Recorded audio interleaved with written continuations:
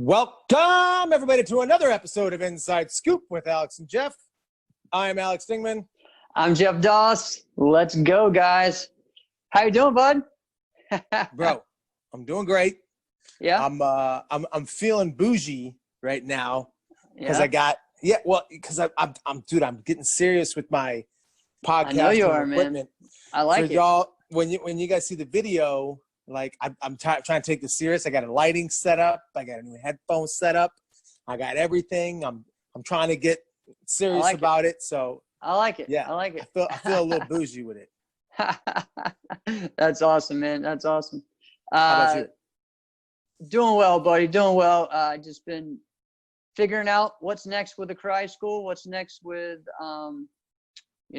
teaching, online lessons, all that stuff. A lot of different things coming up. Dude, I saw your video that you put out today.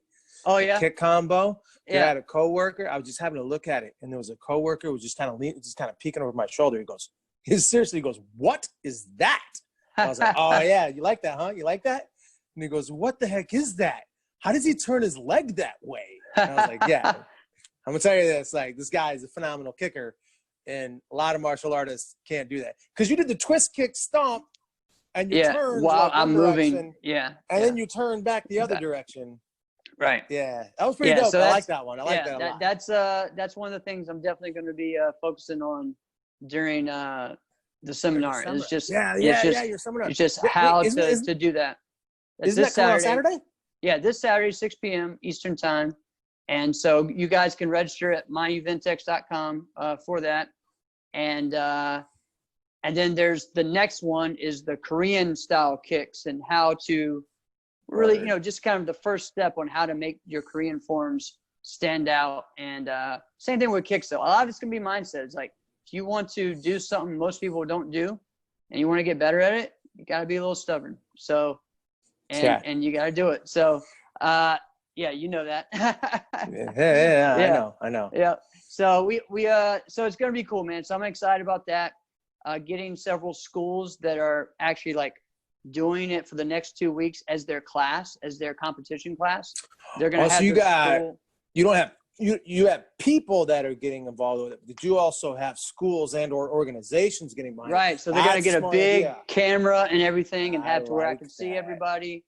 And then they'll just have a big screen at the school and then they can watch me. And so, so it's going to be interesting. I'm excited about doing it. It's going to be the first launch into something else. Then I have soon we have a flexibility course coming out. It's like a 4-week flexibility challenge. This should really all get behind this. And this is not like a shameless plug. This is not like, hey, buy my book. It's not something like that. Because we don't know like if this is gonna happen, like how often is this gonna be a thing? Because we didn't, Jeff, just be straight. We didn't even have this as an option, not just because we didn't start martial arts in an age where you had anything online. Online didn't even exist. What the heck are we talking about? Right? But it's not just that. It's just that doing even private lessons, that was not even, I didn't even know that was really a thing. Like, I didn't know that was a thing. Like, people did that kind of thing. I'm not even making this up. It's going to sound silly. Until I was a black belt, I learned that, like, you just seek out that one guy and you do extra classes. I didn't even know you could do that. Right. I felt like a Dumbo, like, of course, why not ask, Right. It's like, I didn't even think of that stuff. There wasn't the culture where I was. Now, I know you did one-on-one lessons with JV, John Valera. Yeah. He was your forms coach. Right.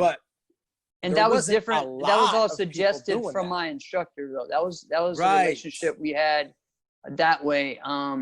John, actually, when I started doing it, John wasn't really he was taking a break from the circuit. So I had to kind of seek him out. You had to like talk him into this. Right. Wow. And then I was like, I want to get back into it. And then he decided to get back into it. And I kept doing the circuit that year and he didn't really do as much in 94. Wait, time. So what you're trying to, wait a minute. So what you're basically saying is you had a small part in the rejuvenation of John Valera's involvement in competition. Wait a minute. Jeff Doss is responsible for John Valera's competing and dominance, because before he started training you, he wasn't really, we knew his name, like, yeah, you're a competitor. Yeah. But until he was training you, that's when he became something. You're responsible for it, is what you're saying. All right, so, and whatever, but in 93, he had kind of taken a little bit of break. He would show up at some tournaments or whatever, right? It was his first year as an adult, and he was in college, and he was doing a little bit. 94, kind of the same thing. He did a few tournaments, maybe like 2 or 3 in the beginning of the year, or maybe at the end. And then 95, he really got into it big time. So I started training him in the summer of 93, and actually no, the fall of 93, and then that next year it was just like I was there every week, all of 94, and I competed almost I competed every NASCAR tournament there was that year. And then he decided to come back in, and I've never done that ever. So yeah, it was insane. I did it for a while. How many was that? When you say you did every NASCAR tournament at that time, how many was that? I did every AAA, and then I also did at least, which is the equivalent of a 6A today. It's right, basically the same thing. Right. So that might have been added A's. That might have been 12 then, and then I did 6 to 7 A's and single A's, because back then it was a lot different. Yeah. So I was just trying to get myself out there, known, and figure out what it was all about. So it was a lot different. I got my black belt at the end of 93. So 94 was my first year as a black belt and first year competing nationally. So yeah, and it was crazy. But wow. Yeah, I mean, so yeah, doing private lessons and things was different. And then I think it's different now, because you have competitors. There still are competitors that don't have their own school, but you have people like myself who has been around it for a long time. My students learn from me, they do private lessons with me. If they want to do something else, like I could bring in someone for some extra things or like that, with some sparring things or whatnot that they want. But most of the time they want to learn from me. You have some though that don't have that, and their instructors don't feel comfortable teaching them, or really don't even want to do tournaments that much, right? So they have another person that does that. You're looking at I get that, like though. Reed, you're looking at Reed opening his own school, or like a Tim Conkle opening his own school. They're built for having tons of private lessons, because they know what they're doing. Same way with myself and other instructors that can do it, so they have a well-roundedness of martial arts. You can kind of teach everything. Yes. So, but now at the same time, sometimes you got to be honest with yourself. Oh yeah. When you hit a level, you're like, all right, I need to do something else. I might need to outsource someone. All right. Like true story. This is just, okay, Jeff, you know me, I was really passionate about high level forms for a really long time. Right. And they just reached a level where I'm like, you have surpassed me. Now, okay, so basically I just refer these people to Mike Welch. Right. So I'm like, listen, man, you're this. You got to talk to Mike. All right. Correct. Mike is such a great choreographer, but as well. But Mike also did that same thing to me. He was talking to one of his students, and he actually called me when I was on my honeymoon. He didn't know I was on my honeymoon. Yeah. I can't believe I answered the phone. Right. And we had probably like a 25-minute conversation too. Wow. And we were just talking. You just keep getting in trouble, don't you? Oh, dude, you ain't lying.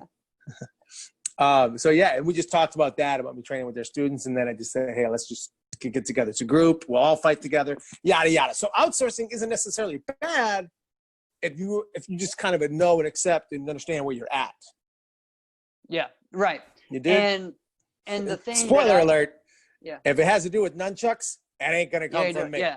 It ain't coming from me.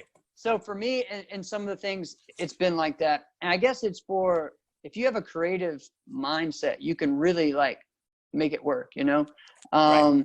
And, for me, I went and I learned sword a couple of times, just so that way, if a kid wanted that, I would learn how to do it. And I would just find ways to be creative with it. And I think also, if you want to create a good like demo team or whatever, you need to be able to do a little bit of everything. So I think as long as you have that mindset, you can have someone who has better skills than you, and you can take them to that next level. I know a lot of different people who maybe weren't, the best competitor, but they've taken people to the top level, you know, and I'm not, by mentioning them, I'm not knocking them by saying they weren't good. They were just ended up being better coaches. Like Jason Warren, to me, amazing competitor on the AAU circuit for Taekwondo. And he took a lot of his competitors and is, you know, taking them up with his competitive edge team. And, you know, all the Presleys were under him, you know, all those guys, you know, he knows how to get them in the right direction, you know? So, you know, a Corky Sykes the same. Corky Sykes was a great competitor in his own right, but he was able to teach people all kinds of different weapons and choreographed it and help them be creative in their own way. So it's pretty cool. So basically, this is a long plug for sign up for the seminar. Yeah. Right. Well, if you think about it, yeah, we talked about all the pros. It's like, at this point, like, you're silly for not signing up for the seminar. Like, let's go, guy. What are you doing? You ain't doing nothing but sitting around anyway. Yes. So let's talk about this. I had this, you know what? It's wedding season. Okay. And we've all been in like a billion of them. And it's wedding season, even though, like, have you been to one this season yet? No. I don't go to a lot of weddings, so. I got a good, yeah. I go to a decent amount, you know, but it's starting to go less and less. The older you get, the less and less you go to, and then those people have kids, and then so then it kind of goes like this in your 20s and 30s, and then it goes like that, and then it's going to end up just going right back up. Yeah, that's the circle of life. Correct. So anyway, so dude, I feel bad. It's a really, really good friend of mine. His name's Justin. Justin was supposed to get married. He and his fiance live in LA. They're both from Minnesota. Okay. So that's where they want to have the weddings. They're the only people they know in LA. They don't have any family in LA. You know what I'm saying? Yeah. So they want to have the wedding back in Minnesota, but Minnesota's like, no, we're still basically locked down. You can't do anything. You can't come in and have like a ceremony or reception or anything like that. So they had to push the wedding date back. They were supposed to get married on like the 11th. Right? They had to push the wedding date back. Then they had to push it back again. And I feel bad. And then they told them, like, you got to cut the guest list. Oh. And not just because of cost. It's because, like, we just don't have the space for that. We need social distancing. Man, you ain't been to a wedding. There's no such thing as social distancing. Yeah, I know. Are you kidding me? It's not going to happen. You hug people you ain't never met before. Yeah. Correct. I'm not quite like that because I don't like being touched. That's a true story. My wife wants to get massages every now and then. And one time we ever did that. That was on our honeymoon. That I didn't get in trouble on that one. I did that. But that was it. So I was thinking about this. So the weddings today, they used to just be one day, Saturday. Right. You would go. Day, yeah. You get married, but then you had the groom's dinner or like the wedding party. They have like a rehearsal. It would go like, like rehearsal dinner 10, 15 minutes, right? Yep. You go over the rehearsal, right? You're going to get up here. You're going to say this, and band's going to do this, and then we're going to do this, and then announce you both. All right. Sounds good, guys. Yep. See you here tomorrow at noon or whenever, yada, yada. Well, everyone will go to the dinner. Yeah. Let's go get dinner, and then high five. We'll see each other in the morning. That was it. Well, now it's turning into like an event. Oh, yeah. We're talking like week-long events, okay? Yeah. And it's worse. I don't know about you. After rehearsal dinner, we would usually go out and party. Okay, so but I mean that's just me. But but no, you ain't wrong though. You're not wrong. I mean it would start from the Friday evening or afternoon and just go until the wedding, whenever that was. But so it's just got. But it's still, it's got silly now. Silly, like I just heard like things that go from like Wednesday to like Monday, right, or Sunday or Monday. For some of Saturday wedding, yeah, and some of it has to do with culture and stuff too. Like, have you ever been to an Indian wedding? I know where you're going with that. Yeah, I wasn't even going with that. Right. That I wasn't. That's a long time. Because that's a little different though, because that's not preference. Correct. That's just what the culture does. This just really kind of just what that is. What you get it. You're like, oh, okay, that's just kind of how everything goes. Well, look at most weddings in America were just, all right, go get married. All right, deuces. That's it. Yep, that's it. All right, you want to do a little rehearsal? That makes sense. Yeah, make sure nobody trips over anything and nobody, messes anything up. All right, let's do that. Let's go have dinner afterwards. Okay, be here, and then we're done. Yeah. No, I'm not even kidding you, right? So it's got to the point where it's like, I think Wednesday, I heard this about, there's like friends of mine, they went to like a wedding in like Arizona, and I'm going to mess everything. But basically it was like, you got to meet with the wedding planner and you have dinner and everything on like Wednesday. And then it's like the bride and all of her friends, like they have a whole thing that they do. All right. And then Thursday, it's like a groom's day. Everybody goes out. They do everything. They go golfing. They have a whole day of events. Yeah. I don't have the energy for that stuff. Yeah, it's right? a lot. Wow. And then like Friday, I guess it's like the bride and the bridesmaids, they go to like the spa, and the groomsmen and all that, they go to like like a golf course, or they go do some kind of thing, right? Yeah. And they go do that. And then everybody comes back for the rehearsal. Man, I'm exhausted by that. See, all the ones I've been in or been involved in, like that all happened the morning of the wedding. Like the guys would go golfing and then get ready after that, Yeah. And females would do whatever they had to do, then go and get dressed up. Even now, though, like they take pictures. They have the photographer come. You got that too. Pictures of when they get. I got to be honest though. We did that with my wife. That was pretty good. But we didn't go to like a special place. It was really, really nice. She did it at her parents' house she grew up in. I thought, all right, that was nice. All right. My mom was even there because my mom's a stylist. So my mom was there helping out. That was pretty cool. Right. Right. But then the wedding happens, which is a whole barrage of events that goes with that, right? Right. And some just crazier than the next. And then it's not over. No. Sunday, you got the wedding, like the wedding gifts. Like you got to do that. You got to have brunch, and then everybody comes back. Let's all meet over here. Let's all come together. Yep. Watch me open up gifts and unload thousands of dollars, and I want you to clap for me while I do that. No. Right. Really? My wife and I did that by ourselves. Like, we don't need to tell anybody what we got. You kidding me? You know what you gave me. Correct. I'll high five you. Right? Why is it? Because think about this. This isn't a birthday party. You're only going to go. The only reason you would go to something like that is if you felt good about the gift you gave. Right. You wouldn't show up to something like that if you didn't give them anything. You wouldn't show up if you gave them like a $20 coffee gift card or something like that. Like, here, have fun tomorrow when you're going through the drive-thru. Get out of here, guy. Right? It was $100 for a plate. You gave me a $20 gift card. Kick rocks. Right? No. Right. Or you just wouldn't show up. So what's the point of this thing? It's really just to everybody just look at me more. Right. Do you know what I thought about? Uh-huh. Is that different than karate tournaments? It's not that different. It's a lot not. Of them getting longer and longer. The karate tournament, I really thought about this today, was just one day. All right, I'm gonna show up Saturday, Sunday, whenever. Well, you pick, doesn't matter. No. Right. All right. So you do your event, you get in there, 8, 9 o'clock. You're out of there, 4, 5 o'clock, and then you're done. Okay.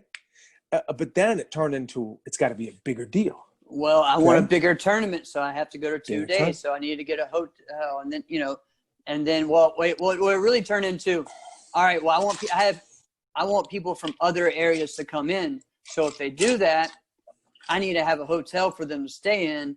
Okay, you don't. I'm not gonna get a good rate for them unless I go to 2 days, because there's no reason for everybody to go to the hotel. I understand this because I had to do this, but it's still like, yeah, I mean, it's just getting more and more, right? And then you're like, well, we're going to go early. We're going to start early on Friday, so that way it doesn't go so late on Friday. Usually doesn't work anyway. You know, and then now it's turned into, let's start on Thursday. Let's do some stuff on Thursday. Oh, you got a summer tournament? We're going to start Friday morning. Friday morning. Maybe we'll do it like, maybe we'll do like seminars all day Thursday. Yep. Right. And then they're going to have a full day of events on Friday, full day of events on Saturday. Hey, then let's have an after party Saturday. Sunday, let's get together. Underbelt on Sunday. That's right. So now do a golf tournament on Sunday. Oh my gosh. So, but then look at that. You're literally at 4 full days of events. Correct. But because everything starts right away on that Thursday in this scenario, you got to show up at a minimum Wednesday. So now you're there from Wednesday, and you probably have to leave first thing Monday morning. Right. Yeah. To a tournament where maybe they lose their first round. Yep. It's true. What's the point? It's true. You know, and then then you look at trying to do like a world championship or a big thing where, you know, you pace everything out. I guess for me, like, I'm not sure if I like the way Waco does it, where it starts here and then you go one a day. Because then if you lose the first round, you're just there for the week doing nothing, right? But if it was like, okay, these divisions are on this day, then the final of the next day, these divisions are this day, it kind of paces it out where if you wanted to do weapons or forms on one day and then another on another day, like, it makes sense for you to be there. They do that with Waco too, as far as their forms as well, and they have the team fighting on a different day as well. So they do have that kind of as well. That's true. That's true. Yeah, I mean, with Super Grands, it was a lot different. I mean, you almost had to be there every because they paced it out. Now, and part of that was good because you could do 10 divisions if you wanted to, and only had 2 a day. You know, so but at the same time, if you didn't really want to stay the whole week, you kind of had to, and that part wasn't good. So there's always positive and negative. But it's not so bad. What I've tried to encourage people, I was like, hey, because people feel guilty if they don't have anything going on that day. Yeah, yeah. And then they didn't show up to cheer on someone else. Oh, yeah, yeah. And I tried telling people, I was like, listen, you're gonna be prisoner here all freaking week if you operate with that mentality. Correct. We get it. We're all going to come in. We're going to do the opening ceremony together. It's not just us or your group or your school or your people's. Like, your country's going to do that. That's awesome. Right. Then you're going to get there. Everybody's going to be back at the end on the finals anyway. All right. Yep. So, it's no big deal. Correct. Except for me, I had the last one I went to, I had to leave right before the finals, which was wild because it was in Orlando. And I was in the airport when I saw active shooter go through. That was wild. Whoa. Yeah, that was a real thing. That actually happened. Yeah. That's crazy. That was exciting. What wasn't exciting is that they left us locked down inside the airport like we were sardines. Uh-huh. Spoiler alert, everyone got sick, and a mask would not have helped that. Right. Right. Whatever. Oh, man. You get over it, right? You do. Yeah, I mean, as far as the week-long tournaments, for me, when I started going and only doing like 1 or 2 divisions, that was kind of like, all right, what the heck, you know? But then I found other ways, you know, then I would judge or I was coaching or, you know, but when I was younger, I would do everything. And I'd, you know, have a division here, 3 on one day and then nothing on the next day and then 2 on the next or something like that. And so I was just active the whole time, which is a lot better than doing all those divisions in a 2-day tournament or a 1-day tournament, you know, because we've been to some of those tournaments where it was a 1-day tournament. They wanted to run all those divisions, you know, and I have a kid that does 10 divisions. He does 10 on one day plus fighting and continuous. And you're talking about a lot, and he gets into grands every one. So you're talking about a lot of competition.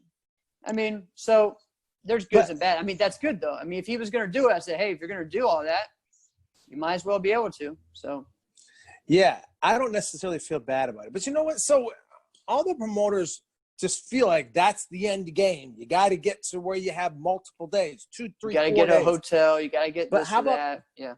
well, if you had that, I will say this. I do understand the reasoning behind needing a hotel. I get that. I'm not ignorant to that. I understand that. People kind of need that. I do get it.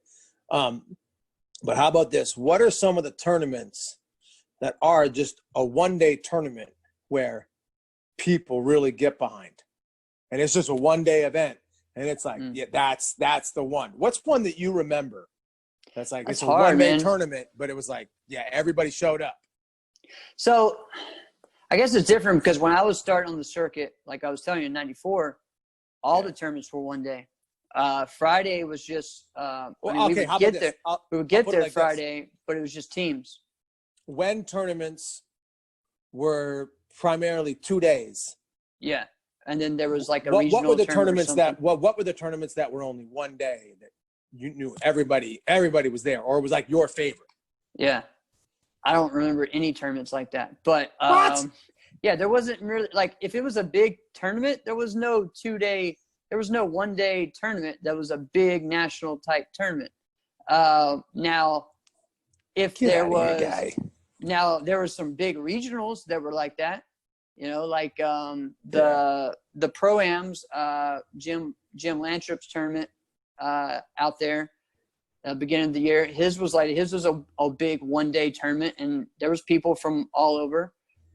So that was one. I don't know, but I thought that Sharky's was like that at one point when I was younger. It was. Yeah. I remember in the mid 90s I went to it, and it was 1 day. Yeah. And it was pretty good. Yeah. Man, I'm trying to think of some other 1 day. Well, how about this? Not the WKC Nationals. Right after the WKC Nationals, there's the Great Lakes Pro-Am. Great Lakes. A lot of good people to go to that one, man. That's true. Yeah, that's true. I like that one. Yeah, that's a good one. And I'll tell you, Richard Plowden throws really good tournament. I mean, he went being the president of WKC USA. I mean, he's doing a great job. But he also throws a good tournament, and people respect him and people like him. And I believe that's why so many people go, just because he's a straight up guy. He's honest. He's respectful. And I don't know really anybody who doesn't like the guy. All right. Right. He's a very, very likable guy. I don't know. But anyway, also Mike Bernardo. Actually, Mike Bernardo always had a 1 day tournament. Even when it was a NASCA, I remember it being a 1 day tournament. When it was NASCA or when it was NBL, he had 1 day. Well, he's actually who I was going to mention because they're close in proximity to each other, Richard Plowden and Mike Bernardo. Correct. That's the best display of junior fighters I saw was that area of that area of Canada and Michigan. Those junior black belt fighters, that was some of the best I've ever seen in one event. It was pretty fantastic. That's pretty sweet. Yeah, I like that. I mean, it's just, I know for a while, and especially recently, it just got where everyone wanted 2 day, and they're like, oh, we're going to do it 2 day. Yeah, we're going to do it 2 day. Then it kind of reverted. No, we're going to do it 1 day. And then a lot of people kind of did that.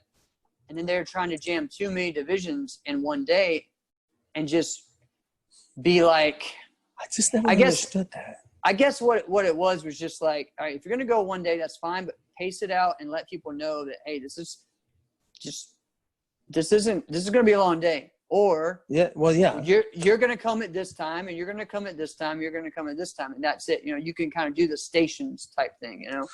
That's not bad. So what I never understood, and maybe this is just, I don't know, a simple way of thinking. If you have a tournament 1 year and you ran a little behind schedule and you add 5 divisions, and you were already behind the schedule. Yeah. Before adding those divisions, how in the world do you propose that you're going to be on schedule or ahead of schedule, right, when you couldn't even stay on schedule to begin with?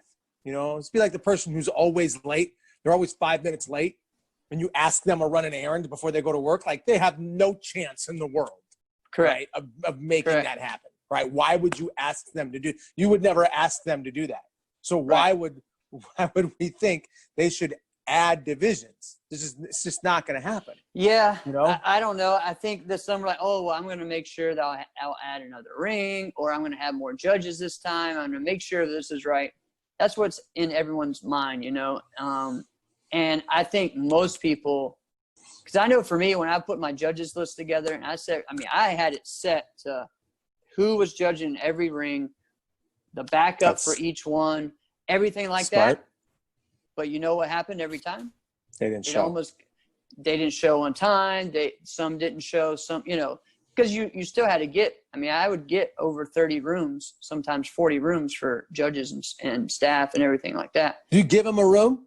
Yeah. And then they wouldn't show? Some wouldn't show, or they would only show late. Yep. Bill them. And so that was always the thing, man, trying to figure it out.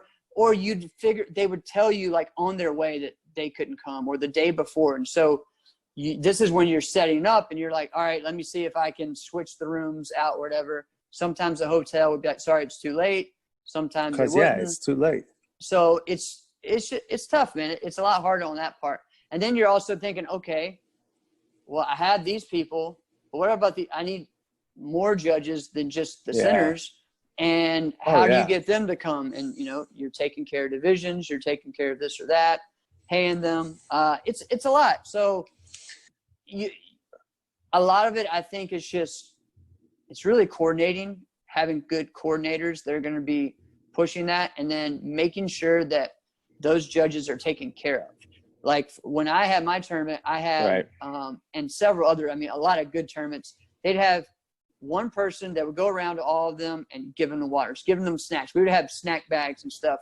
So they would get fed at least 3 times, 2 or 3 snacks during the day, and then lunch as well. And then we would do the same thing. Most places will not feed you on Friday, which is crazy to me. When I would go and judge at a tournament on a Friday, and they wouldn't feed the judges on Friday night, that would drive me nuts. I'm like, what?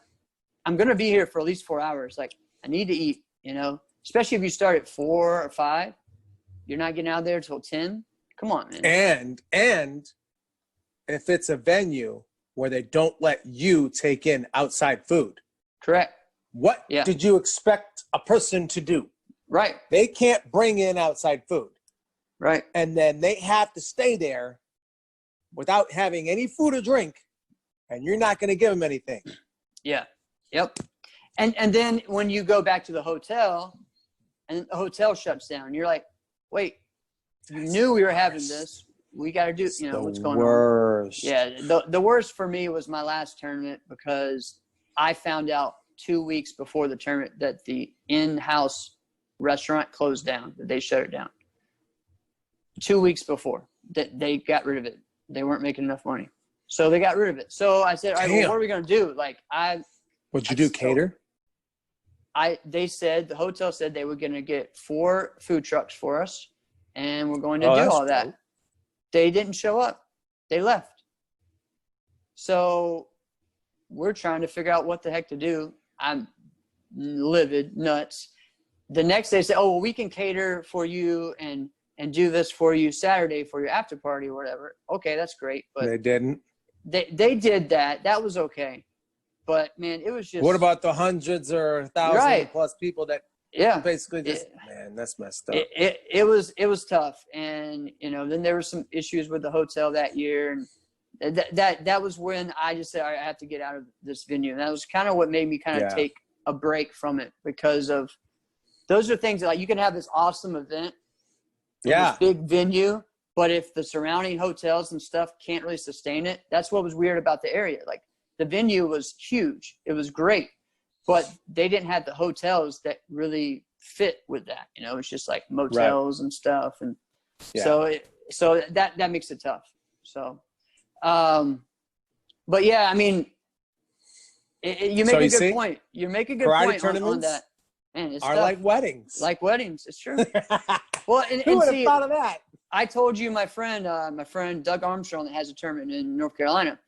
He's like, all right, we're hanging out Friday. After the tournament, we all go to Mellow Mushroom, and we're doing a poker tournament. And then after that, I am making all you guys hang out with me for a little bit long, wherever he wanted to go. And then did he go to some interesting places? interesting places. And then, you know, all right. I mean, I'm just saying before I had to lock up the building for his tournament a couple of times because he wanted to, no, I got a poker tournament. I got to leave. Yeah, but the tournament's still going on. You got to handle, Jeff. What? All right, buddy. So he was more concerned about the poker tournament. That's just, he puts it on for fun to bring his people together and stuff. So I get it. He's his own personality. So I'm running the tournament. I finish. I go eat and whatever. Next day, we do the tournament. We do the tournament. Then he has an after party at like Hooters or something like that. And then Sunday, he has a golf tournament the next day. Man. So, yeah, man, it's just tradition after tradition. That's what he wants. So, I mean, I guess. Yeah. So, it is fun. It is fun. But, I didn't tell you what I did over the weekend. I thought I talked about this a few weeks ago. So, I went to Smith Mountain Lake, right? Well, what is that? So it's our lake in our area. It's a big lake. All right. All right. Do you remember that movie, What About Bob? Did you ever see that movie? I hate that movie. That was filmed. Why I hate? You know why that was filmed on this lake. I hate that guy. I hate him.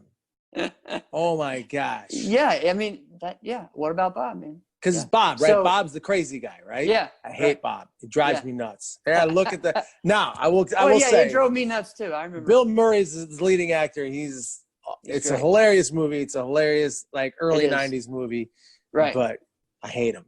so that film was made on Smith Mountain Lake at that house. The same lake there. Yeah, that was the same lake in Virginia. So it's like 40 minutes, maybe 35 minutes from where I live. So we go there. They have this event this weekend called Pirate Days, right? It's the Pirate Weekend. They even have on Friday night. We didn't do this. We just went and hung out and everything on Friday. But they even have like a Pirates Ball that you have to like buy tickets for and dress up and dance and all this stuff.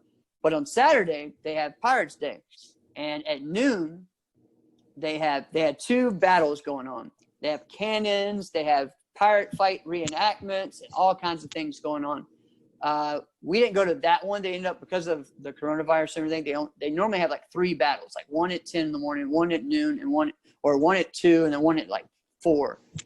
And they have them all, and boats from all over the place are just going all over. And they have water guns and balloons. Oh, that's dope. And everything. And we're battling between boats to other boats. And then we go to the next one and battle. So we had a boat of 12 people dressing up like pirates. We got a pontoon boat for this one. We rented a pontoon boat. Our friends had another boat. They didn't want it to get messed up. So they're like, all right, you got a boat of value. You maybe don't bring around something like that. So we dressed it all up. They had all kinds of banners, flags, all this stuff. And we start going, and you get there and there's 40, 50 boats. And some people have like a gun that they have like attached to their boat that's like a hose that they were spraying with water, right? They have some people looks like it's Mad Max, but on the water. Yes, it's insane. So it was the most fun. My girlfriend went last year with her friend, and she was like, all right, we got to take the whole family next year. So we went all this year. So it was like me, my girlfriend, her, the 3 kids, and then a student of mine and her parents, and then another student of mine and his parents, and all of us, they're all about the same. All the kids are the same age. And so we all kind of went together and did this thing, and man, it was fun. So we had, it took us about an hour to fill up 200 balloons. We had 400. We didn't get to fill up 400 because we need to be on the water at a certain time. And what we did that some people didn't do, we had the ice chest. We had 3 different ice chests, right? Some with drinks and food and snacks because you're on the boat all day. And then we had one with ice that we put the water balloons in. No. So they're cold. Not frozen, but cold. Okay. I was going to say, don't tell me you threw frozen water balloons. No, we didn't throw frozen water balloons. No. But we kept them cool. That would be the worst. And then once we got kind of rid of most of them, and then you need a net. So you have one person that has a net, and they're scooping up all the water balloons that just go right, that everyone misses. Oh, they're in the lake. They're just floating in their lake and scoop, so that way we can throw it, right? Yeah. We lost the net though. What? It fell in. Yeah, I know. Then we have it's aluminum. It floats. Not this one. Oh so, my goodness. So we had the squirt guns that you put in and you pump them, and then it just does this big stream, right? Right. But then there's a double one. There's a double one that we got. So you can order them on Amazon. So I'm you can do that. Right you can do that in the water, right? But what we would do once that water kind of melt, we went to the ice station and we're squirting ice cold water at the boats. Man, that was the best, because some people were like, we got you, because they had way more of our balloons than us. They had more people. And then when we would get the ice cold squirt, they were like, all right, we're done. It was fun, man. It was fun. We had launchers and everything. We didn't even get to do that, because when you're in the moment, you're just like, oh crap, let's just go. You're getting hit from water balloons left and right. You don't know where it's coming. Yeah, from a pontoon boat, you can do like one of those big honking water balloon launchers. Yeah, it's insane, man. It was so much fun. You're trying to figure everything out. You're trying not to fall in. You should send a drone above them and just drop them. Dude, it's not a bad idea. This is a fun one, man. This is a cool thing. One of my kids, though, he got hit like in the eye and his nose started bleeding. And I think he was like, it felt like he thinks it was a frozen that's what water I'm balloon. saying. But I was like, man, that's not cool. But someone did throw like ice. They just threw some people were throwing buckets of water at people. Yeah, it's not bad. But you got to think, it's got to go a far away to get to another boat. You're not getting right bumper to bumper and bumping boats, So the squirt guns are the best. The water balloons. You'd have to die if you did that. Yeah, so it was fun, man. It was a lot of fun. It was insane. People dressed up and everything. I know next year we're going to get even more into it. One of the coolest things that happened, though, all right, because there are some small ones, and we're like, all right, guys, hey, we got a boat of like little kids, so be careful when you throw the water balloons, or just spray the guns. Don't do that, right? Or I'll have to come over there and stab you. Right. So there's this family that just had a dock, right? They were just sitting there, and they wanted to be involved in, but they didn't have a boat. And so they're like, hey, can you come over and just spray us, right? And we're like, yeah, all right. So we go over there. Hey, guys, we got little ones. We'll just spray them so they can feel like they're involved. We go down to get our guns. We look up. All of a sudden, these kids were just sitting there. They all have water balloons out of nowhere. They're all pelting us in the face. And then some kid comes out from under the water, and he has the water hose, and he's like spraying it ice cold water. We got suckered in. Just you got like hustled. It was crazy. We're like, wow, that was good. That was good. You got water fight hustled. Yeah, it was crazy, man. But so much fun, and just go in the lake and find some of the different islands and stuff and everything. So yeah, so every year that's something I'm gonna try to do, is that Pirates Day, the whole weekend. Pirates Day. It sounds fun. Yeah, we're gonna do a little bit of that this weekend. By the time everybody's listening to this, I'll either be in Minnesota or on a long drive from the Chicago area to Minnesota. And when I say Minnesota, like, we're going to go into the cities. Like, I'm going to go hang out. I'm going to see my mom, my brother. Yeah. Who else? I'll probably hang out with Joe Boone a little bit. And then, sweet. And then I'm going to go northwest. Yeah. Okay. I mentioned this before in Minnesota. There's two kinds of norths. There's an over north. Yes. Which means that's the hood. You're going to North Minneapolis. So you go up north. And that's country. That's you're going to the lakes. We're going up north. Okay, so we're going to the lakes. All right, so we're going there. My family's got a cabin there. So all week, my daughter's been talking about going, because my dad's name is Pete. So my dad likes to be called Papa Pete. So we're gonna go see Papa Pete. We're gonna go see Papa Pete. Yeah, so that's pretty cool. Shout out, Dad. You got a shout out on the show. But cool. Yes. So then we're going to do a little bit of that. We're not going to do Pirates Day. That's for sure. Yeah. That sounds awesome. Maybe I can coax them into trying doing something like that. Because there is an area where we're going to go where a bunch of boats kind of go in, where it's just kind of, it's real shallow and people just kind of hang out. Yeah. And it's kind of by an island.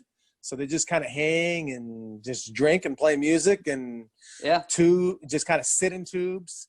So do something like that. Maybe I could just start throwing water balloons at people and see if they get mad enough to throw something back. I don't know. Yeah, why not? If they don't have water balloons, I might not want them to throw something back. So who knows? Yeah. Yeah, you got to get the biodegradable ones. So. Yeah. Oh, man. Yeah, so it was a fun time. And then just, now just back to the grind. We've had 90s week at the karate school, so I've been playing What is whoa? What is 90s week? So I play, like, I let the kids, you know, dress up if they want to. Only a few of them do.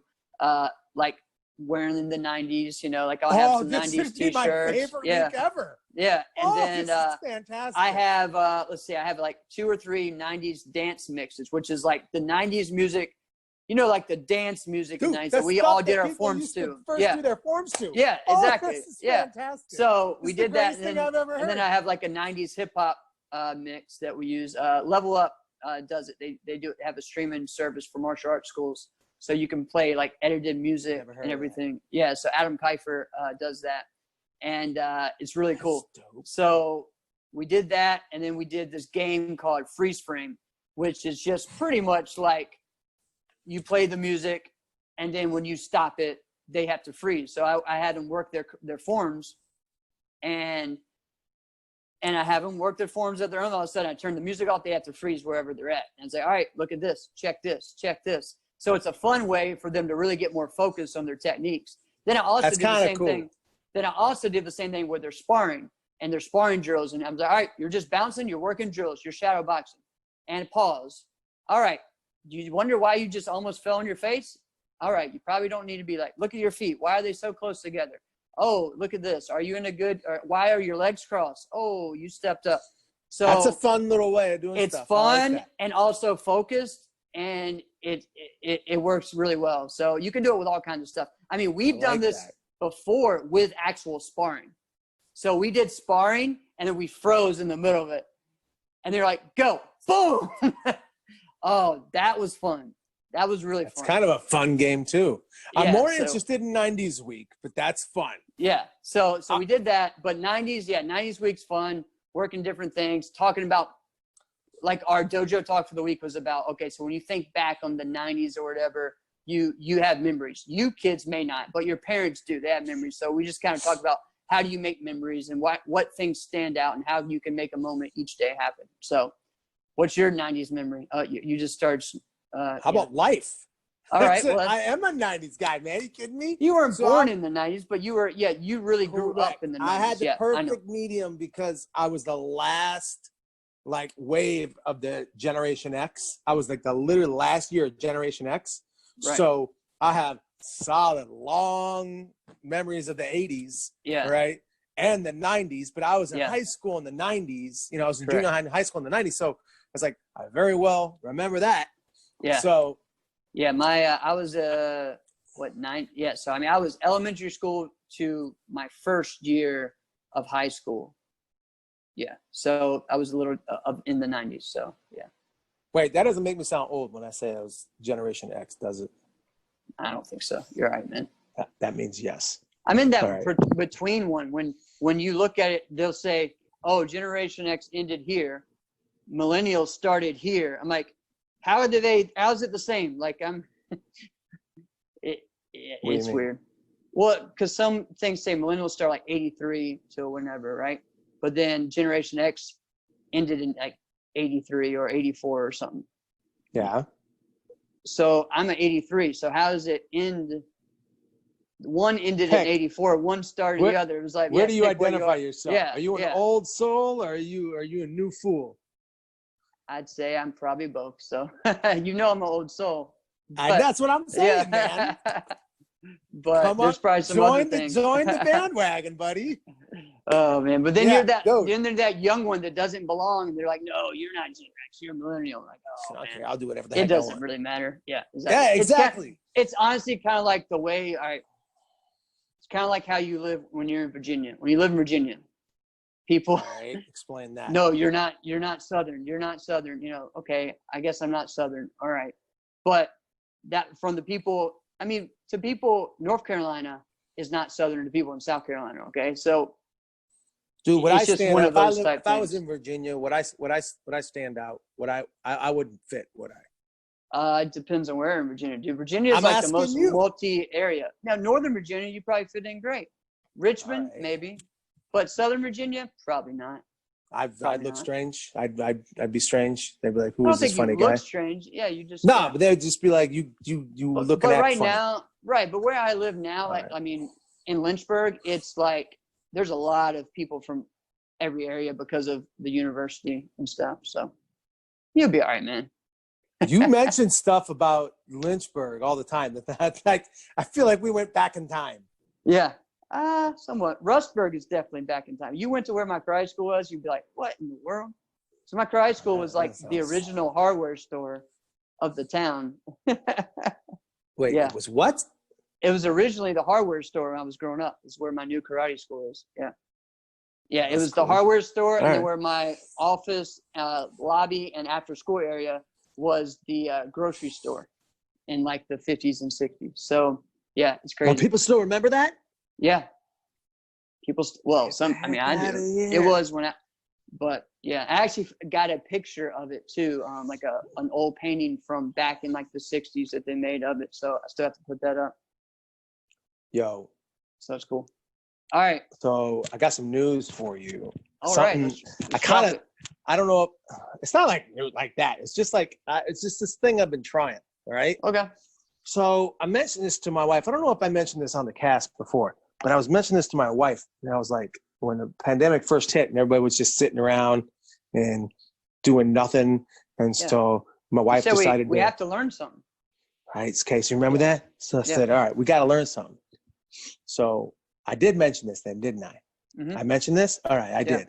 So I said, I want to be a DJ. All right. Now, see, you didn't mention what you were going to do. You just said, I know that. If you don't come out of this pandemic, I know. Yeah. So I said, I want to do this. So I'm like, I don't know one thing about this. I just always have really wanted to do it. Right? Yeah, so I'm like, I have no clue, number one, what to get or what I'm doing. So I'm like, I got to ask somebody. So I reached out to Nick Schneider, right? Nick Schneider. Because have you seen that guy DJ? Yeah. That guy, it's good. His DJ skills spit hot fire, right? Yeah. He is fan-freaking-tastic, right? Such a fun party when he's mixing. It's great. So I'm like, hey, Nick, here's the skinny. I want to do this. I have no clue what to do. Can you help me get started? Nick was fantastic. Nick's like, all right, here's exactly what you need to do. Get this, get this, get this, get this, get this. And I'm like, all right, awesome. So I just did whatever Nick told me to do. So I got everything. Jeff, it's really, really hard. Yeah. It's really hard. Yeah. But here's what I love about it. So I've been doing it for, I've been trying to blend songs for a couple weeks now, about a week and a half. And it's, yeah. And there's sometimes I can get it pretty well. And then sometimes, and I know that there's a couple of things that I'm just like, so you're being a Dumbo. If anybody who knew what they were doing or were watching me, they'd probably just face palm and be like, you're an idiot. They have to, because sometimes I can do it. And like my wife's just kind of sitting there on her phone, listening to me, and I hook speakers up and I'm doing it. And she goes, oh, that was pretty good. Right. Cause we're waiting for the transition. Like, is this going to sound horrible? Is this going to sound horrible? And then a couple times she looked back at me and she just shook her head. She goes, don't do that. Don't do that. And then I'm like, man, it's hard. And you're trying, and I'm like, oh, I forgot to move that toggle all the way over. Oh, Dumbo, right? Oh man. But I tell you, it's a lot. So there's a couple things. One, it's a lot of fun. Trying something completely different because I don't know anything about it, right? Correct. And it's fun because I really like music, but it's humbling. I realize that this still just comes down to song choice. Yeah. It still just comes down, like, you got to know what, and it's not easy. Like there's any kind of program that tells you play this song, play that. Like you gotta have it right here. Right. I just have gotten respect for DJs that can do this stuff. Correct. Just put stuff out there. I don't care if you're a wedding DJ, if you DJ bar mitzvahs, right, if you're DJing the clubs, all right, hand claps to you. Yep. Because I'm gonna try to. Or even like producers, man, that's insane too. Like ones that do that create beats and stuff. It's insane. Right. Yeah. So I've been looking at some softwares. I've been looking at some different things to do that, but no, it's pointless. It's pointless for me to try that right now because get started or whatever. Yeah. But here's what it's kind of funny. It's I started watching. Chris talked about it too. We both were talking about watching the Wu-Tang series, right? You mentioned you were watching it. I haven't watched it yet. So it's really good. And what's really cool about it is seeing like just the progression of the RZA and like him being like, I got to get this new DJ equipment. I got to get this equipment. I got to get this new beat type box equipment. Yeah. And it was cool and how the evolution of it was. And just now, I mean, it's completely different. But just back then for it to actually like remember what you did and save it, that was a big deal back then, Right. And just, I mean, to me, he's still one of the best producers there is because he's just, no one has a sound like him, the RZA, right? And because it was just crazy, just some of the stuff he did, just, add in the kung fu stuff with it and the violins and all of the crazy stuff and sound like he was just banging a piano with a hammer, and it was just, and it sounded cool.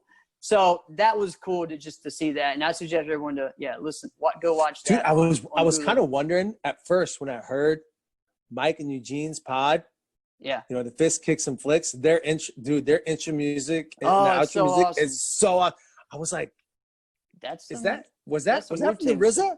Did the RZA do that? Yeah, I thought about it. I was like, dude, right. Oh man, it's because it sounds very Wu-Tang-ish. It does. So yeah, that's what I thought. But let me get into one thing, and then this will actually go into my my competitor of the week. So we can. All right, let's do it. All right. So one of the things going on, and we've had virtual tournaments, we've had a lot of virtual seminars, we've had a lot of virtual everything. But this one company, this one news site, they have an Instagram page, and they are called MA Live Battles, and it's really cool. Let me make sure I get this right. Yeah, MA Live Battles, and it's on Instagram. I'm sure they have a Facebook page as well and a YouTube page. And it's martial arts live battles. And I think it was put on by some guys that are within the ATA system.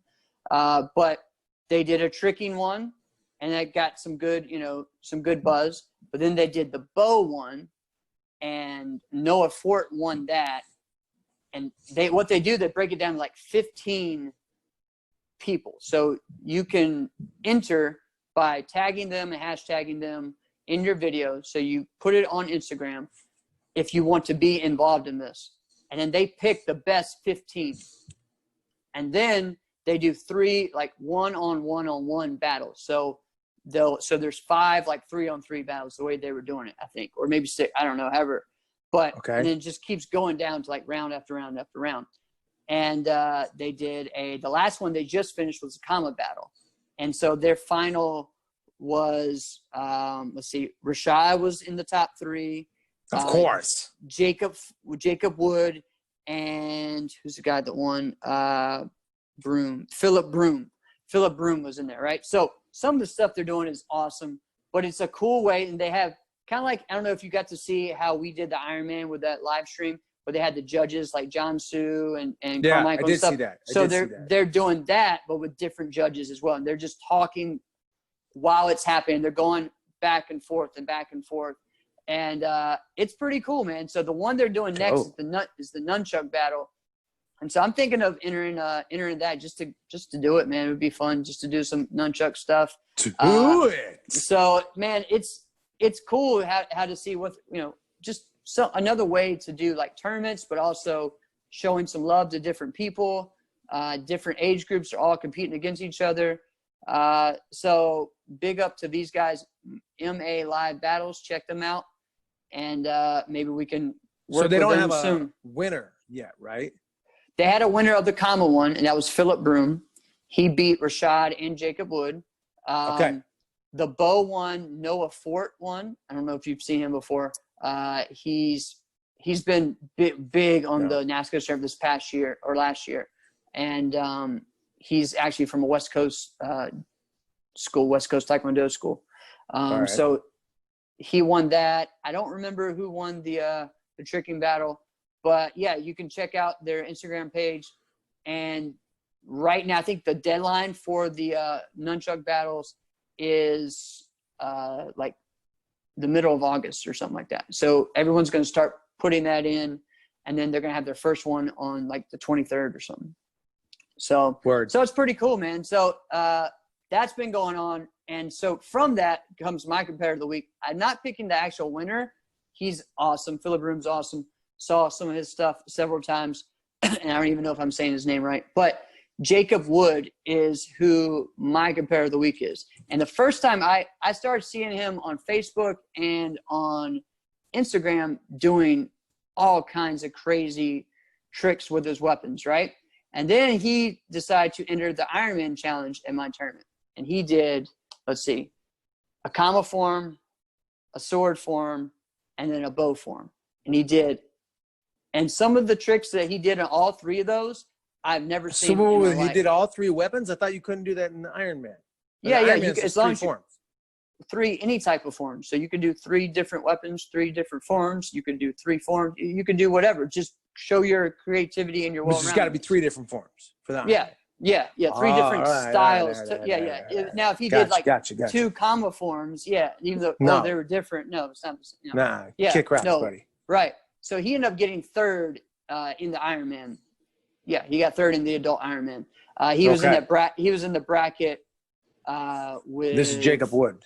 Yeah, so he was in the bracket with Rashad. Rashad beat him out a little bit because he had 1 bobble. Jacob did on his sword. But this dude can do every weapon. He can enter probably every martial arts live battles he wanted to.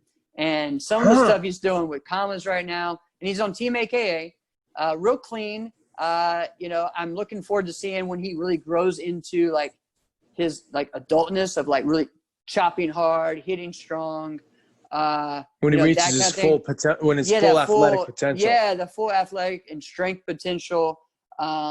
He's clean, and now it's just taking it to that next step. And I think also with the presence too. When he really gets that presence, because he has the confidence in his tricks and everything. Some of the stuff's crazy. He's got good tricks. Insane, like I'm talking about weapons tricks. So I mean, some of the stuff that he's doing I've never seen before. So it's pretty cool. I'm not sure. I think he can, but I'm not. I'm just talking about his weapons right now. So wow, he so can that's do pretty saying much something. any So weapons. you're pretty sure he can, but what you've seen from him is more weapons. Correct, weapons, like that, and it's really good weapon stuff. So like that. So yeah. So Jacob Wood, Team AKA, check him out, guys, on Instagram and or Facebook, whatever.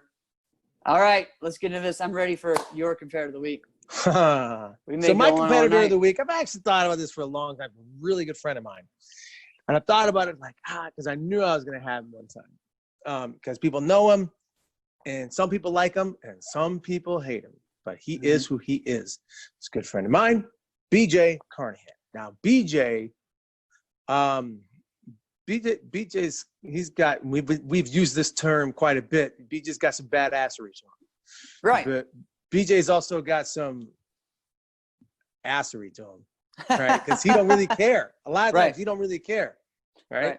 So when I remember BJ existed in martial arts before I did, but we're from the same organization of National Karate. There was 2 guys when I became black belt that I'm like, I'm not ready for those 2 guys, right? They'll kill me, right? And there's 2 of them. There was BJ, right? At that time, his last name was Dylan, right? And a guy named Josh Pilquist. BJ has always been physically bigger, and I mean he was just an athlete, right? Correct. Josh is he's extremely talented, but he's at the time he was just basically trained to say, I'm going to kill you, right? So I'm not going to name names on this part, but this is it's a true story about this. I won't name names on it. However, Josh's dad got an instructor and said, listen, I want you to toughen my son up. And he's like, all right, so I'll just do some lessons with him. And he goes, no, I want you to come just beat the crap out of him. Yeah. He's like, what? And he goes, yeah, I'll just pay you. You come to my house and just beat him up. And we do that. I'm like, wow. Like, you do that? Yeah. How about just teach him? Like, no, just counter. So then at one point, this guy, Josh, they'll go to this mall, all right? Not even saying, not literally, I don't want, I'm not even gonna say the mall, all right? It's not the Mall of America, but whatever. I don't even think it existed then. So they go, and this guy would just point someone out, like the badass dude there, and goes, I want you to go kick this guy's ass. Wow. And he would do it, and he'd just destroy him, right? So it was like that. So there's two guys that I didn't want to mess with. And I remember, because I'm their age, you know what I mean? Mm-hmm. And those guys were already killing people before I was a black belt. I remember I made black belt. We're competing in a tournament. I'm like, crap. I got to fight one of them. Yeah. Because what are you going to do, right? I'm not planning on losing. Correct. So I got to fight one of them. And I kid you not, when I drew BJ, I went, oh, yes. That's how bad it was, right? BJ is a knockout artist, right? Yeah. And I remember thinking that at the time, right? I'm like 15. When I drew him, I went, oh, yes. Because I didn't have to fight Josh, right? So BJ is, for those who don't know this, is an actual genius. Yeah. His IQ is an actual genius. But he's a lot of times ahead of what someone else is thinking. And the problem is at times, BJ is going to be smarter than you, and he knows it because he knows he's a genius. So right. He'll sometimes just leap to another conclusion and just go, well, let's just see how far I can take this thing. I'm smarter than you anyway, right? So I give him some credit, on that. Like, all right, dude, you're trying different things, even though that's a little much, buddy. Let's dial it back, So he is, I mentioned he's just like a physical specimen. He really, really is. So he's done it all. He's also a B-boy. Like, he's a legit B-boy. His B-boy name's B-Boy Reason. And when Minneapolis. He's a big B-boy too. He's a big B-boy. When Minneapolis really had their resurgence as far as a breaking community, he was right there at the forefront. Yep. He was leading battle. He led a battle, like a whole breakdance battle with some of the best in the country. And I'm like, dang, this thing was awesome. Right? Remember Fudoshin? Remember the Martial Arts Prayer Club? Yeah. So they were one of the sponsors of that battle that BJ led. Yeah. That's cool. Super dope. Right? Love that. So I remember BJ was on Straight Up, and he was he was killing it. He was doing awesome. These were before all of his surgeries. BJ's had a couple of knee surgeries as well. He's had a lot of surgeries that he's had to do. Okay. So then Greg Betlock and I are competing with each other. We're just literally just going to card tournaments. We don't have a team. We don't have nothing. We're going to this tournament. I think it was like New England or something like that. And BJ just, I don't know what happened, but he wasn't on Straight Up anymore. And he just shows up in an NK uniform. We're like, yo, you want to team up? And he's like, yeah, it'll just be us three from now on. And we're like, what? And he goes, yeah, we are the team now. I've decided it. And we're like, okay, that's the way it's going to go, I guess. Guess we got a team. And then from that point on, BJ created Team NK. Yeah. Because we were just a bunch of lone wolves. And then BJ just in that moment just went, I've decided it. This is going to be a thing. And if it wasn't for him, we probably would never have ever had a success as a group. Right. And he doesn't get credit for stuff like that. Right. So he's clearly a heavyweight. He's a heavyweight who can kick a lot. But one of the things that BJ does, BJ, I mentioned he's a B-boy. BJ will freestyle from time to time also. All right. So there's a couple of times. This is a story for you. All right. Where BJ and I have been in the car, just on road trips, and he'll just freestyle for a little bit. And some of them you're like, oh wow, all right, man, yes, go for it. And then some of them you're like, I didn't put those I don't get it. I'm not getting that. So, oh man, we had a road trip from Minneapolis to Chicago. Well, it wasn't even Chicago; it was Hammond, because we went to the Battle of Chicago. It was a long drive, and that was probably 3 hours where BJ just freestyled straight for 3 hours. Wow. Yeah, it was fantastic. Wow. Yeah. Yeah. Now, BJ's also got us into some stuff also. Like, all right, let's hear it. We thought we were going to get mobbed. So we, there was a BJ, it was Compete Nationals 2006. Cool. Hey, applaud to you for saying it better now. Good job. Well, I know we've always, I've almost, Compete. I'm not the only one who does that, though. Am I the only one who does that? Am I the only one?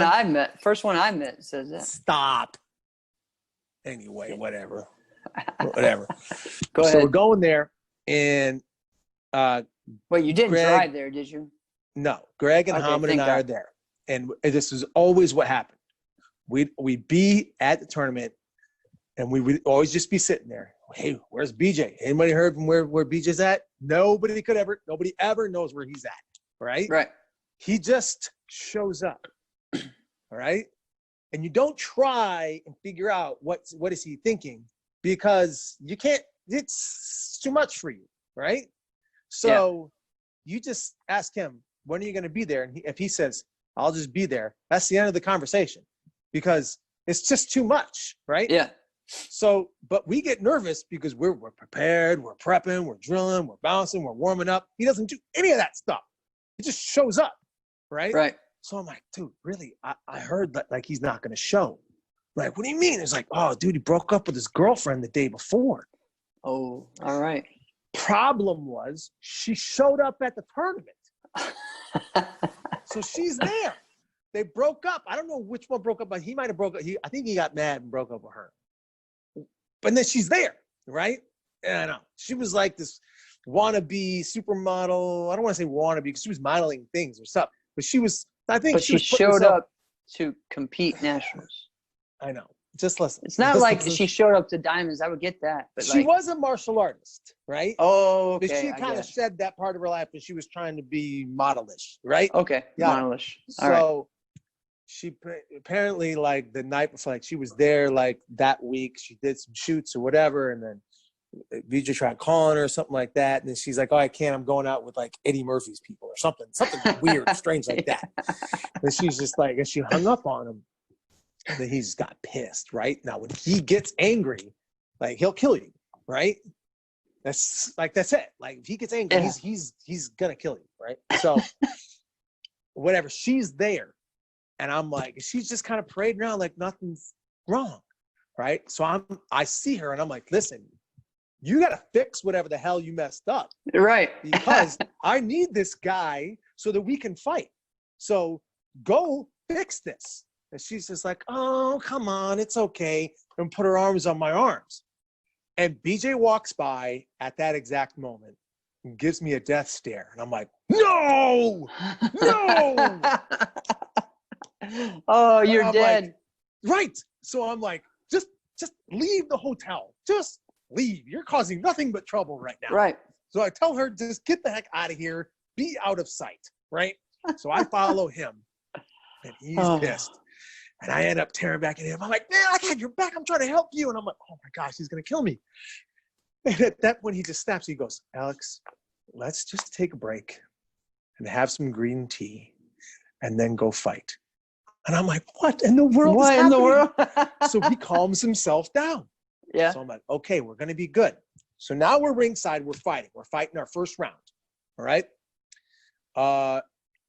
Greg's not on our team anymore. That's right. Greg is on Paul Mitchell. Right? So it's BJ, Jamie, Hamid. Okay. All right.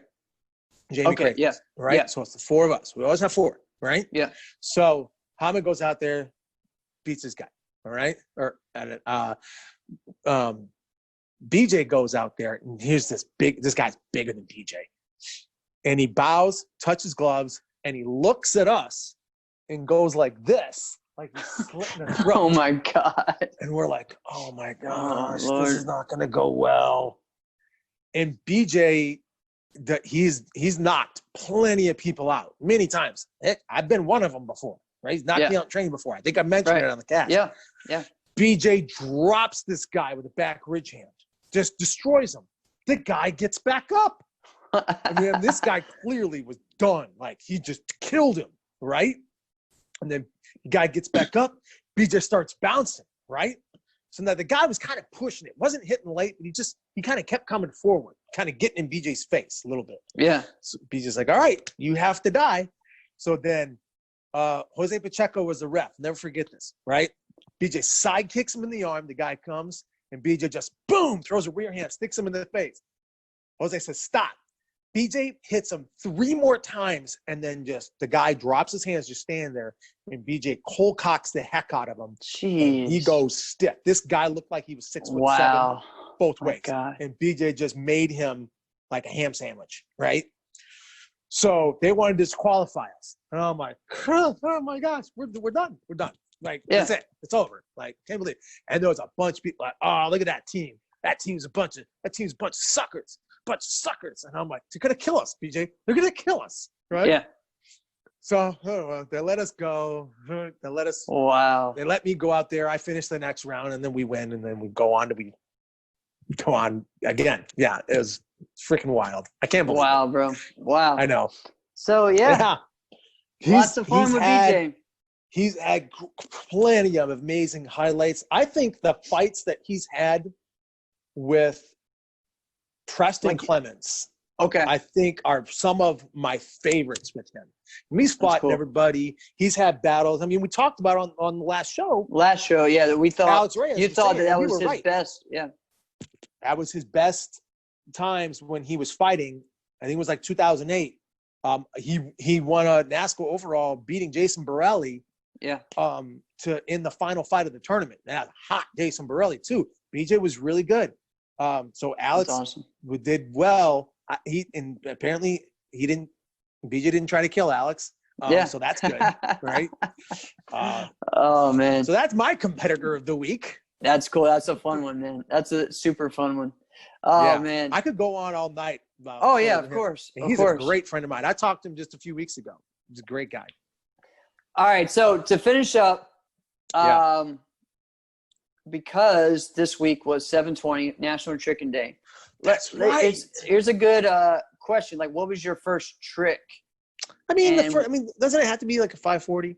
Because before that, aren't those I think so. But for me, but see, that's what some people kind of forget. It's like, they're jump kicks, but it turns into tricking when you get creative with it. You know what I mean? I understand. So it's like really like a jump. When people start doing the split leg outside crescent kicks, technically that's a trick, because that's not how it was traditionally supposed to be thrown, right? But I would say for me, you mean like the Jean-Claude Van Damme helicopter kick type thing, like something like that? Yeah, like that. But I would say most people said 540. For me, I got a 720 before I got a 540. Stop. Yeah, I could not get the 540. It took me years to get a 540. 720 I had on both sides. I had on both sides before I could do a 540. Yeah, I know, it's crazy. What? Yeah. I suppose physically it's simpler. You just jump straight up and just spin, and then if you're still spinning fast and your foot goes out, you'll continue it and go. So I suppose physically it's simpler. In some ways, but for some people, it's harder to jump off both feet and get enough torque and spin. Why is it harder to jump off both feet than one?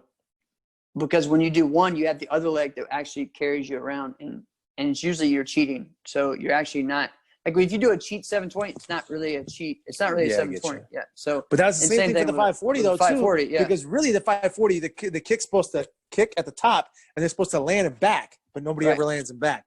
Right. Right. So I mean, it's the same type thing. It's just like a tornado kick. Really, if you do a tornado kick, the way I teach it is just spin, pick your knee up, now do a shuffle front kick. That's all it is. Right. And then just start doing it in a fluid motion. It's the same thing. All you're really doing is like not even a 180, really. I mean, if you start getting higher, then it becomes that. But yeah, I mean, it's all of it is cheated in some way, you know? So, yeah, I mean, so that was fun for me, seeing that. This is the first year I didn't put out a video. I totally forgot about it the next I've day. never done one. I don't think anybody wants to see me do any of that stuff. Do a 720? See, what's funny to me though is we just do a 720? I'll do a bunch of them. Yeah, everyone does a cheat 720. I want to see more people do like a real 720. That's why I was like, turn it, but it was the day How after. about the double leg? How about the two kick 720? Yeah, or the triple 720? Yeah, those are cool. Those are dope. Right. So which is lots of fun stuff. You know what? That should be, someone should bring that back, because those types of Jacob Ellis did it a couple years ago into a combo, and I thought it was really cool. He did the double 720. I used to do them standing, and I would just stand and just do 2 kicks, and then go. Like, I would stand. I would not do the hop setup. I would just do a standing 2 kick 720. You would just be stationary, jump. Yeah. And when you say standing, I'm like, what are you talking about? We'll do this thing in the air. Yeah, but I mean, like, I would be standing and then jump and then do the 720. And then I would do the 2 kick that way too. When I started when I was about 18. And then I figured out a way to do it from one knee. I think I mentioned this before, and I tried to do it off of 2 knees. That was really hard. Because remember when I was doing the machine gun kicks in a circle, so I was trying to do that and then land on one side and then put my foot down and jump up and spin and do the 720 on the other, or the other direction. So that way to combo it. We need some more creativity with this. Right. It's hard, but you can still do it. And there's all kinds of cool stuff you can do like that. So, yeah. Well, hey man, but what else? I wonder, who's your favorite? Yeah. Who's your favorite tricker today? Of the people today tricking. Okay, so I listen to Jamcast, and I'm working with him. Hopefully, we can get him on sometime. And he's the guy that runs the Jam group school in LA, and he's a big stunt performer and everything. And I listen to his podcast. He has a lot of different trickers on there, stunt coordinators on there. It's a good show. I got into it from like 2009, like actually into the scene. Like, I was going to a lot of the gatherings and stuff, and I won a couple of trick battles, which was insane. I'm not a tricker. I'm a martial artist. What the heck? But they liked my creativity on how I did it. And I could do 720 standing without moving. So at one point, so it was like, they didn't see any of that, right? All right. So that was just really weird. And then I just kind of was just there and was kind of helping people with kicks and stuff for a while. So for about 2 or 3 years, I was really hardcore into it. And we had a big scene in the DC area. Right. And so a lot of those guys even then have kind of stopped doing it, right? But for a while, like they're just not into it anymore. They move on to other things. 2009 was kind of a long time ago now. It's like 11 years ago. But I know, it's nuts, right? But so I really like the scene. There's several people. It's hard for me, like I still like that group of like Anise and Guthrie and those guys. I'm sorry, and Daniel Graham and Jeremy Marinas. Those guys are the ones I like. But Guthrie is someone who I always, whenever he puts anything out, I always check his stuff out. It's great things. But as far as the one that's probably my favorite is probably Aiden Kennedy right now, who's really battling people. And Aiden Kennedy was big in sport karate, but he can do it all, and he's super clean. And then the other one is the other kid from AKA. Why not? Salif is awesome. Is an awesome tricker as well. So those are the guys. I like the sport karate guys that show clean technique with creativity that can do all this stuff. So, dude, I like Shaquan. Yeah, Shaquan. Yeah, he's a good one as well, too. Oh my gosh. Yeah. When I watch him, I just get amped. I'm like, yes, I will run through a brick wall after watching that. He's taken it to a new level on TikTok, so it's pretty cool to see, And then there's other ones, like you have Soche and Taka and those guys from I've seen them, Japan that are insane. They're 14 and 15 years old. Same thing with Aiden. Aiden's 15. Salif, same thing. And they retire from sport karate. So because they already know what they want to be. It's not tricking. They're doing tricking, but they say within the next year, they're going to stop doing hard tricks, high-level tricks, and just focus on stunt fighting. That's what they know what they want to do. They're training on how to do that now. So, yeah. And they're moving to LA together. So look at this. So, do you think they're stunting what they could do, like potentially? Because like, what is there? Everybody wants to do that. Everybody wants to go right into the stunts. Is there something else that's being missed? I don't know. I mean, I think, I don't know the answer. But if they start at a young age, then they're giving themselves in a more position to do other things, like maybe acting and things later. You know what I've always wondered, but I don't know. And I don't know. Maybe I'm just behind. Why can't this be in like the X Games? Right. What if Monster Energy drink like sponsored this? You know what I mean? I don't know, man. You know what I mean? Well, and then the tricking, probably more than anything else. They probably want to see the tricking. Well, Red Bull sponsors tricking and trickers. Bailey Payne has been sponsored by Red Bull for a few years now. There's several different ones. I've seen that. That guy's nuts, man. Yeah. So they have different ones like that they've sponsored. They were putting on some events, but they haven't in a while. So I don't know, man. I think right now the more things that come out, clothing lines that come out with tricking, I think sport karate needs to do the same thing. The hard part is people don't walk around in gis all the time and thinking that's not a fashion statement. You know what I mean?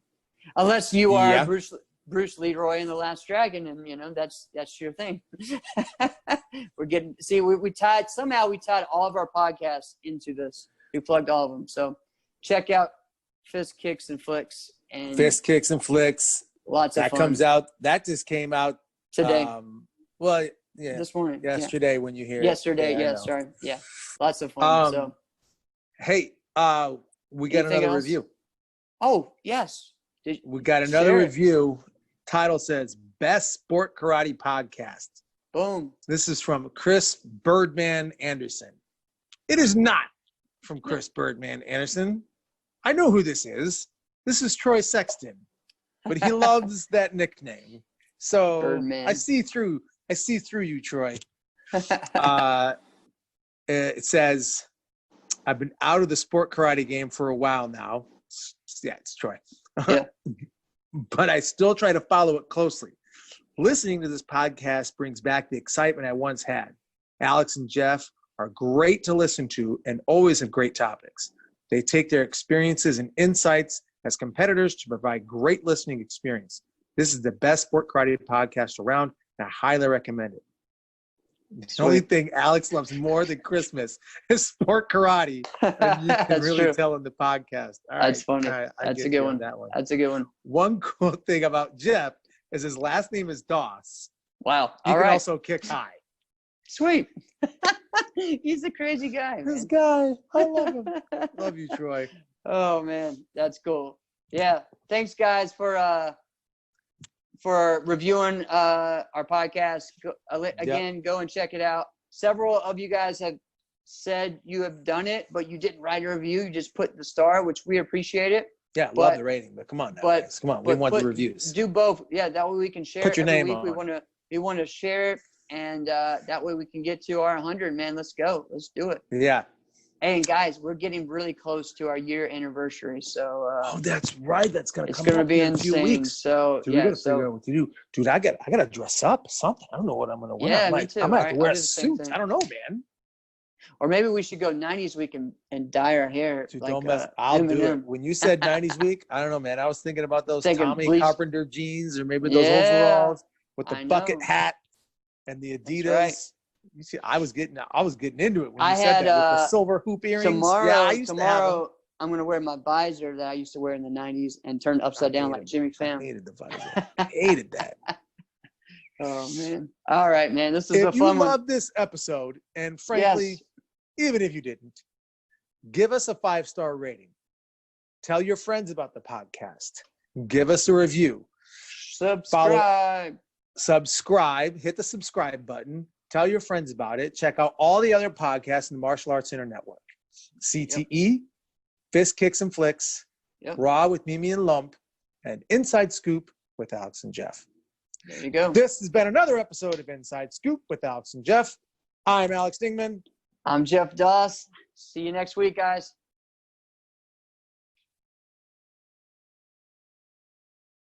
All right, good.